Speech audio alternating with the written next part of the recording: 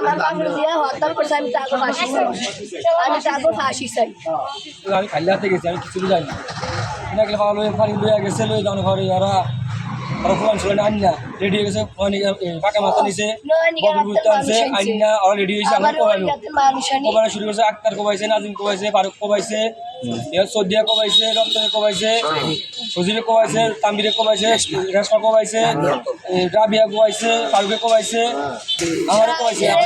আমাদের মারিলাম ধরছে এরকম মানুষের অর্থ পাইছে, ঘরের ভিতরে অর্থ পাইছে হলে মনে হয় 120-এর মতো অর্থ, ঘরের মধ্যে 100 মতো হয়েছে অর্থ পাই আমরা কোবানো শুরু করে দিচ্ছি।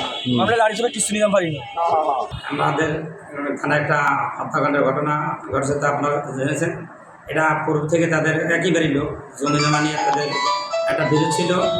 এই বিরোধের পরিপ্রেক্ষিতে এই বিরোধী জমিতে গতকালকের 1টার দিকে যে আসামি রেশমা ওই বিরোধী নারিকেল গাছ থেকে জমিতে নারিকেল গাছ থেকে নারিকেল পাশে এই নিয়ে যে মারা গেছে তার মেয়ের সাথে প্রথমে কথা কাটাকাটি হয়েছে।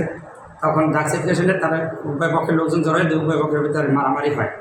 মারামারি হলে পরে আহত লোকদের হাসপাতালে লালমান হাসপাতাল, পরে কিছু লোককে ভালো হাসপাতালে রেফার করে, এবং যে ভিকটিম সে আরও গুরুতর অবস্থা হইলে তাকে উন্নত চিকিৎসার জন্য লালমোহন আর ভালো হাসপাতাল থেকে শেরবাংলা মেডিকেল কলেজ হাসপাতাল বরিশাল রেফার করলে তারে নেওয়ার পথে রাত 11:30টার সময় ভেদুরিয়া ফেরিঘাটে এসে মৃত্যুবরণ করে।